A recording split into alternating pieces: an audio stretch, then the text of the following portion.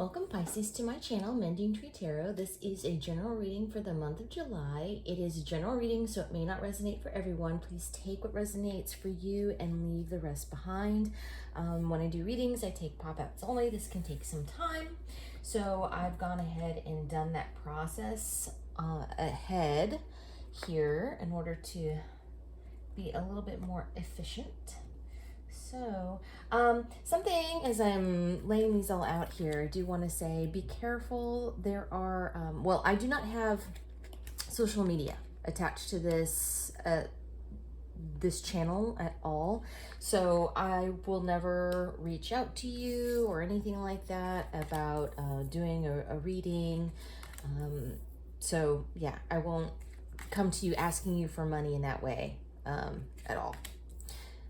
So just a heads up, because there are a lot of scams, especially if you watch other tarot readers right now, you'll hear a lot about that. There's a lot of scammers out there who are taking advantage of not only people who are interested in watching tarot, but also you know, any kind of self-improvement situation. So just to be aware.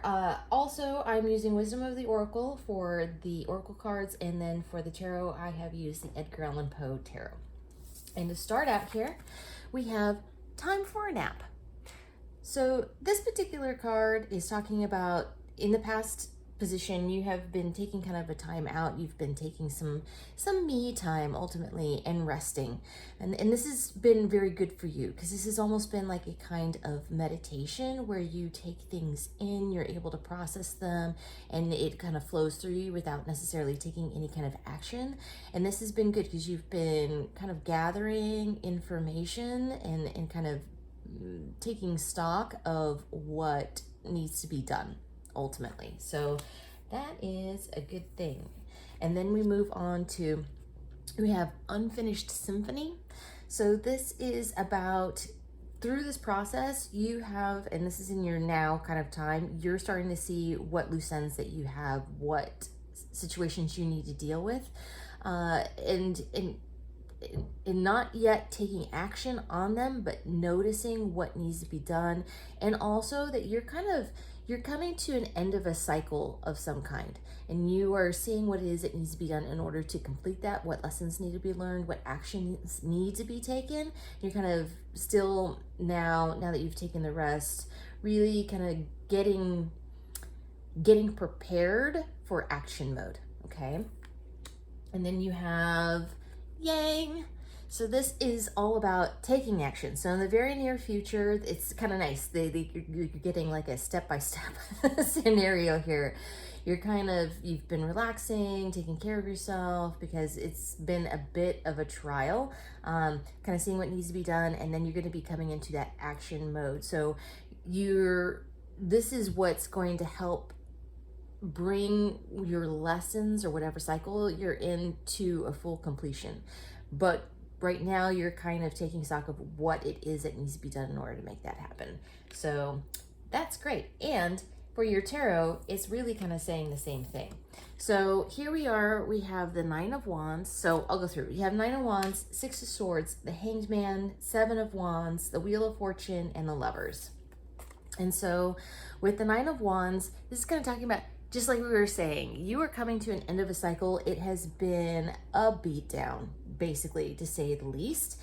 But this card is telling you that you know that you're almost there, and to not give up, right? It's been hard, it's been tiring, it's been all these things, but you're almost at the finish line. You just have a little bit more to go, just a little bit more.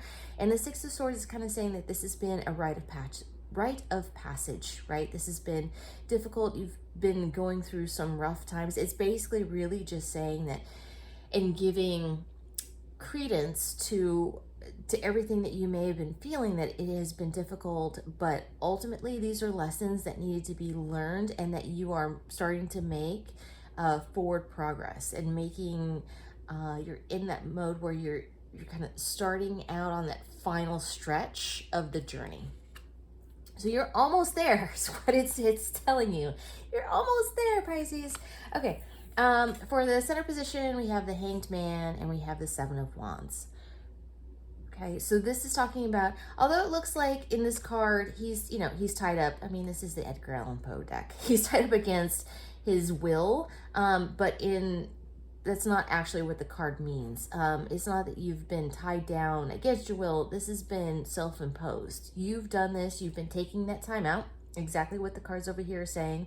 You've been taking that time out in order to get a new perspective and to see what it is that needs to be done. And this has been a very good thing.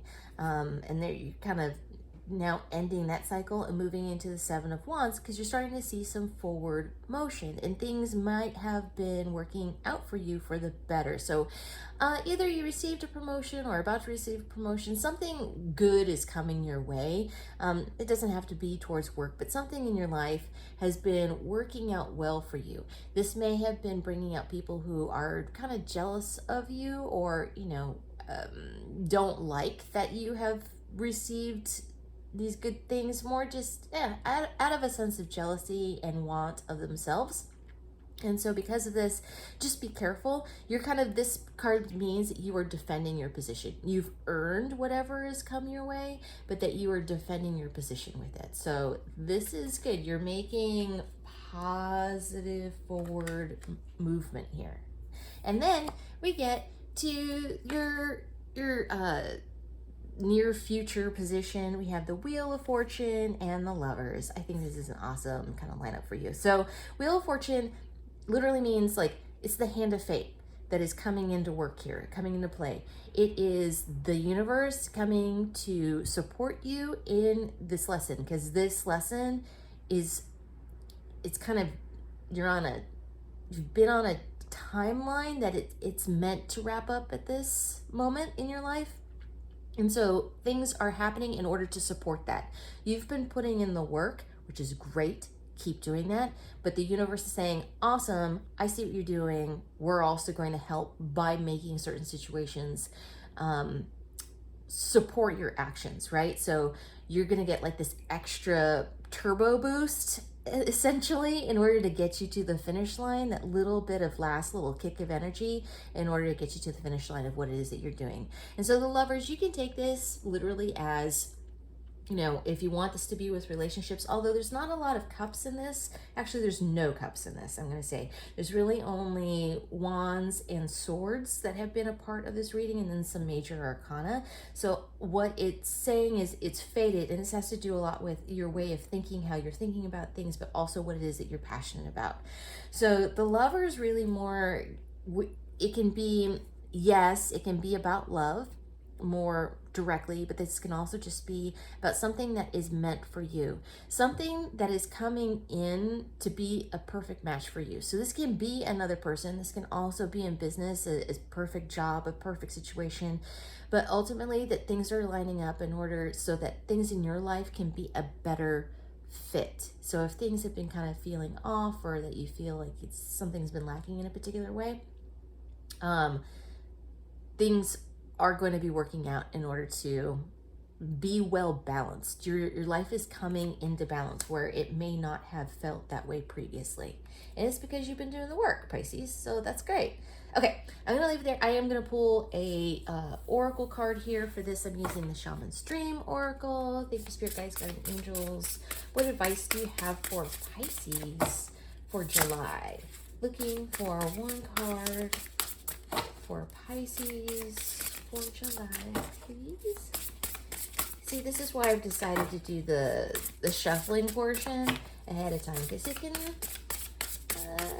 take a little bit. The cards at times can be stubborn, so here we go.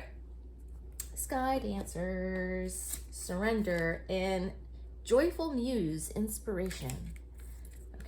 I'm going to set these over here.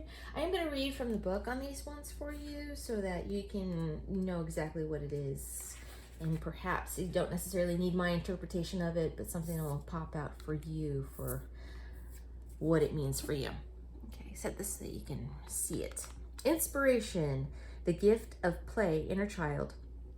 The Joyful Muse invites you to be more playful, to have more mirth and joy in your life. You have become boring to yourself, even as others continue to find you interesting. Circumstances have dulled your edge, and it's time to change. Not the things around you, but your attitude. Blow a morning kiss to yourself in the mirror, smile to a stranger, wink to a child, be mildly but elegantly inappropriate.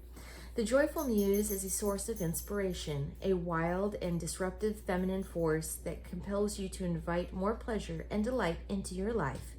Give yourself permission to be mischievous and find the humor in the tragedy while careful not to become frivolous. The power of this muse will shake up everyone around you and invite you to create beauty and grace out of the pain and tragedy you perceive in areas of your life. The joyful muse often comes at a time when darkness prevails and the future seems dour.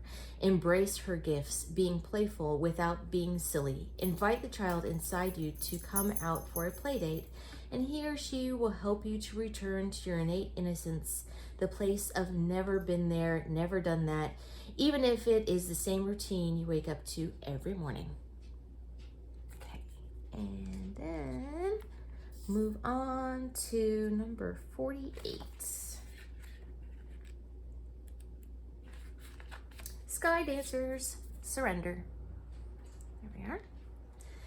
Liberation from attachment.